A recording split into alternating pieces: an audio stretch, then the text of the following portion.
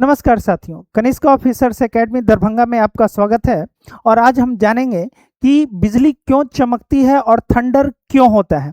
अभी monsoon season चल रहा है और आप देख रहे हैं कि पूरा करकराहट और गड़गड़ाहट आसमान में हो रहा है। तो इसको जानते हैं और ये चैप्टर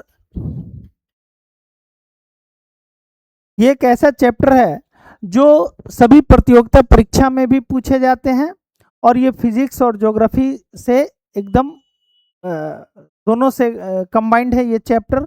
तो समझिए कि बिजली क्यों चमकती है और थंडर क्यों होता है। यहाँ पे आप इमेज देख सकते हैं कि जब बिजली चमकती है तो पहले आपको इस तरह का चमक दिखाई देगा और उसके थोड़ा देर बाद ही आपको थंडर सुनाई पड़ेगा, यानी गर्जन सुनाई पड़ेगा। तो ऐसा क्यों होता है, ऐसा और कब होता है, तो इसको समझिए कि जब एकदम घना बादल का निर्माण होता है तब उसमें बादल में फ्रिक्शन की वजह से, इस घर्षण की वजह से, ठीक है, घर्षण की वजह से वो बादल के जो पार्टिकल्स हैं वो आवेशित हो जाते हैं, अर्थात उसमें चार्ज आ जाता है। तो सबसे पहले देखिए बिजली क्या है। तो बिजली प्रकृति में होने वाली एक विशाल विद्युत निर्वहन इलेक्ट्रिकल डिस्चार्ज की घटना है जो बादलों के बीच या बादल और धरती के बीच होती है। तो बिजली क्या है?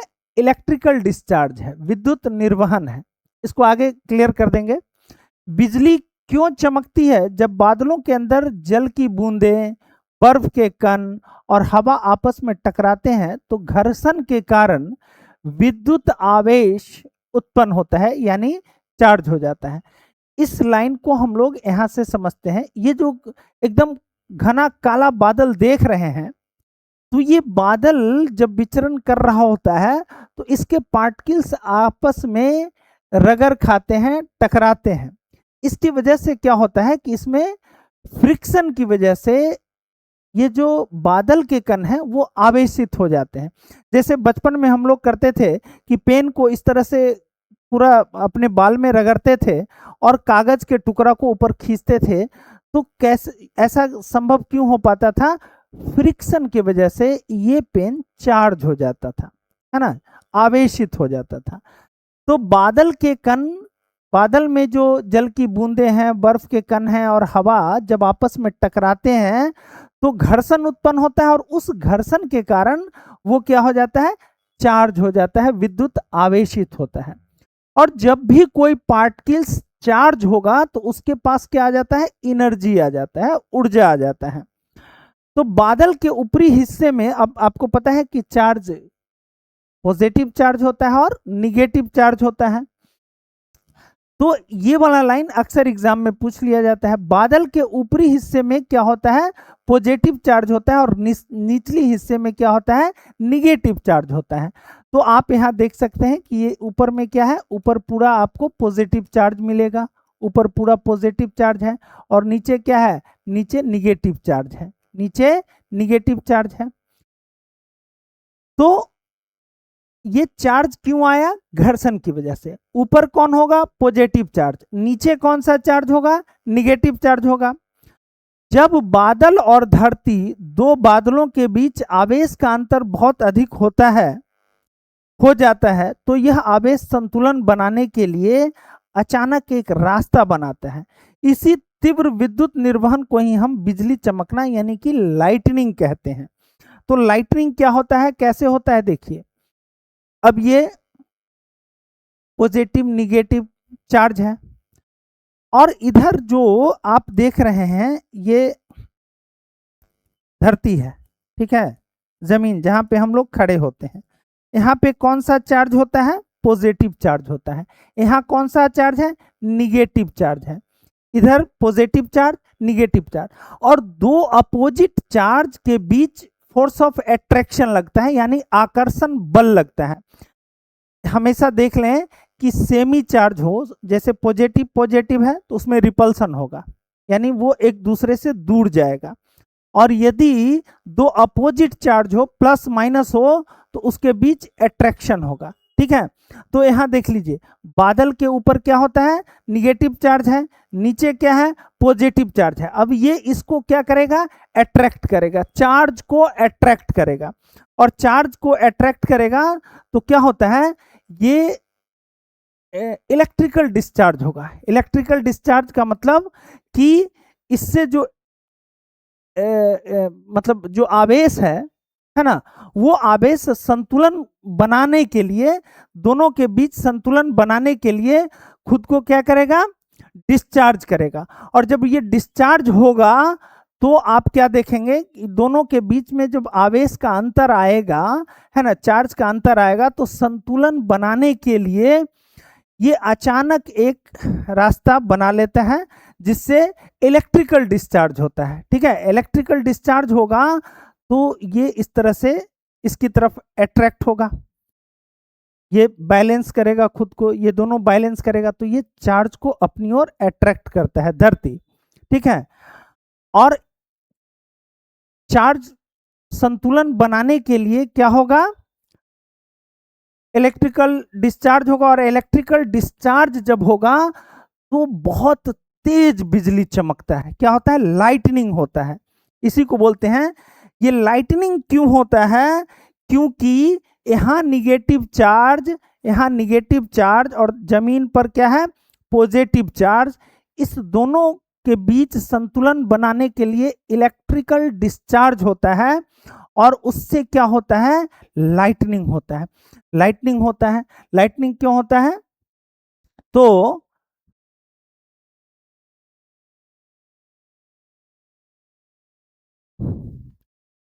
देखिए, आवेश संतुलन के लिए तेज विद्युत प्रवाह होता है, डिस्चार्ज होता है, इलेक्ट्रिकल डिस्चार्ज होता है, और यही इलेक्ट्रिकल डिस्चार्ज क्या होता है, बहुत तेज रोशनी उत्पन्न करता है, बहुत तेज रोशनी उत्पन्न करता है, और परिणाम स्वरूप आपको थंडर सुनाई पड़ता है।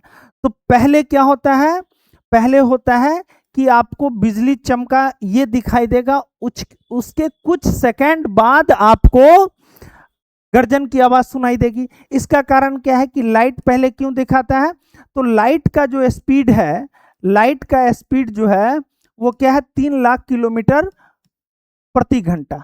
लाइट का स्पीड क्या है, 3 लाख किलोमीटर पर सेकेंड, सॉरी घंटा बोल दिए थे, पर सेकेंड, यानी 3 इंटू 10⁸ मीटर पर सेकेंड होता है लाइट का स्पीड।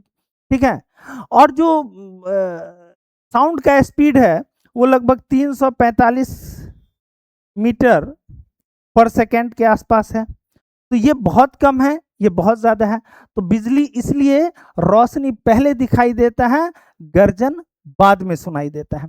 ये थंडरिंग क्यों होता है, यानी ये साउंड क्यों करता है, लाइटनिंग तो हुआ क्योंकि इलेक्ट्रिकल डिस्चार्ज हुआ, इलेक्ट्रिकल डिस्चार्ज हुआ तो लाइटनिंग हुआ, लेकिन ये गरज क्यों सुनाई पड़ता है, तो इसको समझिए कि ये गरज क्यों सुनाई पड़ता है। जब बिजली चमकती है तो उसके रास्ते में मौजूद हवा, जैसे ये बादल है और ये क्या है, ये धरती है, तो इसके बीच क्या है, पूरा हवा भरा हुआ है, एयर पार्टिकल्स हैं, हवा है।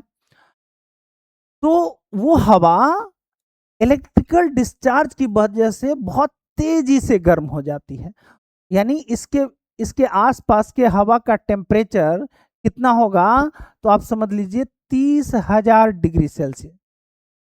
ठीक है, 30,000 डिग्री सेल्सियस। और इतनी अधिक गर्मी से क्या होगा, अचानक हवा फैलेगा, है ना, अचानक हवा फैलेगा। तो अचानक जब विस्तार होगा तो वहां पर तेज धमाका होता है, ठीक है, और तेज ध्वनि उत्पन्न होता है। जैसे ही ये लाइटनिंग हुआ तो ये जो रास्ता बनाया, उस रास्ते में जो हवा आया वो अचानक से गर्म हो जाता है, उसका टेम्परेचर 30,000 डिग्री सेल्सियस के आसपास होता है। इसकी वजह से अचानक हवा एक्सपैंड करता है, और वो क्या होता है, जो हवा के कण हैं वो आपस में एक दूसरे से बहुत तेज टकराते हैं, और उससे क्या होता है, एक तेज धमाका जैसा होता है और बहुत तेज साउंड निकलता है। इसी को हम लोग थंडर या गरज कहते हैं। देखिए, स्पीड ऑफ लाइट क्या होता है, 3 लाख किलोमीटर प्रति घंटा होता है, जबकि ध्वनि की गति 343 मीटर पर सेकेंड है। ये 3 लाख किलोमीटर पर सेकेंड है, ये 343 मीटर पर सेकेंड है। तो 3 लाख किलोमीटर पर सेकेंड और 343 मीटर पर सेकेंड। तो ये लाइटनिंग पहले धरती पर पहुंच जाता है, इसलिए ये आपको दिखाई पड़ता है, जबकि साउंड का स्पीड धीमा है, इसलिए आपको साउंड बाद में सुनाई पड़ता है। तो पहले बिजली की चमक दिखाई देती है, उसके बाद गरज की आवाज सुनाई देती है। अब थोड़ा सा अपने सुरक्षा को भी ध्यान में रखेंगे कि जब भी ये लाइटनिंग हो रहा हो तो कभी भी आप खुले आसमान के नीचे न रहें, जहां तालाब है, नदी है, उसके आसपास न रहें, और पेड़ के नीचे तो बिल्कुल भी शरण न लें। ठीक है, क्यों? क्योंकि वहां पर जो है ना, ये पॉजिटिव चार्ज और ऊपर निगेटिव चार्ज वो बहुत ज्यादा होता है। कब और कहां होती है? तो देखिए, जब गर्मी और आर्द्रता, जहां हीट बहुत ज्यादा हो या जो बहुत गर्म क्षेत्र है और जहां ह्यूमिडिटी बहुत ज्यादा हो। ह्यूमिड आर्द्रता का मतलब होता है कि हवा में, वायु में जलवाष्प की मात्रा, यदि वायु में जलवाष्प की मात्रा अधिक होगी तो वहां पर वर्षा की भी संभावना बहुत होगी और थंडरिंग, लाइटनिंग का भी संभावना बहुत ज्यादा होगा। ठीक है, तो गर्मी और आर्द्रता वाले क्षेत्र में ये लाइटनिंग और थंडरिंग बहुत होता है। अधिकांशतः ये दोपहर या शाम के समय होता है। उस समय क्यों होता है? तो जब हवा गर्म होकर ऊपर उठती है और बादल बनती है, तो उस समय इसकी संभावना अधिक होती है। देखिए, जो पृथ्वी पर वायुमंडल है वो सबसे अधिक गर्म कब होता है? 1 से 2 के बीच में। ठीक है, 1 से 2 के बीच में या 1 से 3 के बीच में मान लीजिए। तो उस समय हवा क्या होता है? बहुत तेजी से गर्म होकर के ऊपर की तरफ उठती है और ऊपर जाकर के जैसे जैसे वो ऊपर जाता है, ऊष्मा खोता जाता है, वो ठंडा होता जाता है और वो बादल का रूप धारण कर लेता है। तो अक्सर अपने यहाँ देखे होंगे कि जो संवहनीय वर्षा है, ठीक है, वो शाम के समय अधिक होता है। संवहनीय वर्षा ऐसी वर्षा को बोलते हैं जिसमें हवा गर्म होकर के 2-3 बजे के बाद 3 बजे तक पूरा वाष्पीकरण हो रहा है, हवा गर्म होकर ऊपर उठ रहा है और ठंडा होकर के बादल बन रहा है, और उसके बाद देखिएगा कि तेज गर्जन के साथ बारिश होती है। ऐसे वर्षा को संवहनीय वर्षा बोलते हैं। लेकिन ये लाइटनिंग और थंडरिंग का कारण है अधिक ज्यादा, ये किस क्षेत्र में होता है? तो जहां बहुत गर्मी होगा, बहुत ह्यूमिडिटी होगा, वहां तेजी से हवा गर्म होकर ऊपर उठेगा और बादल बनेगा। और ऐसी घटना पर्वतीय क्षेत्र और मैदानी इलाके दोनों जगह पे होती है। कुछ सुरक्षा के उपाय जो हमको, आपको सभी को पता होना चाहिए कि इससे कैसे हम अपने आप को सुरक्षित रख सकें। तो तूफान के समय खुले मैदान में न रहें, पेड़ के नीचे या पानी के आसपास उपस्थित न रहें, और विद्युत उपकरणों का उपयोग कम करें। खास करके जब थंडरिंग हो रहा हो तो आप, यदि कोई बाइक से चल रहा है तो मोबाइल को कम से कम जरूर स्विच ऑफ कर लिया करें, है ना, क्योंकि इससे ये जो जो चार्ज है, ठीक है, पॉजिटिव और निगेटिव चार्ज के कारण वहां पर थंडरिंग, मतलब वहां पर लाइटनिंग होने का ज्यादा संभावना होता है। तो और जो सुरक्षित स्थान है, जैसे पक्के भवन में शरण लीजिए, और बिजली गिरने पर तुरंत चिकित्सकीय सहायता प्राप्त करना चाहिए।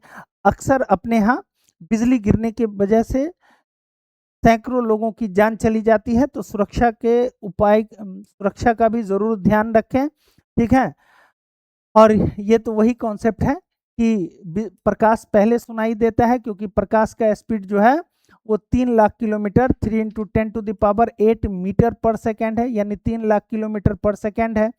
जबकि थंडर, ध्वनि का जो साउंड है वो 343 मीटर पर सेकेंड है।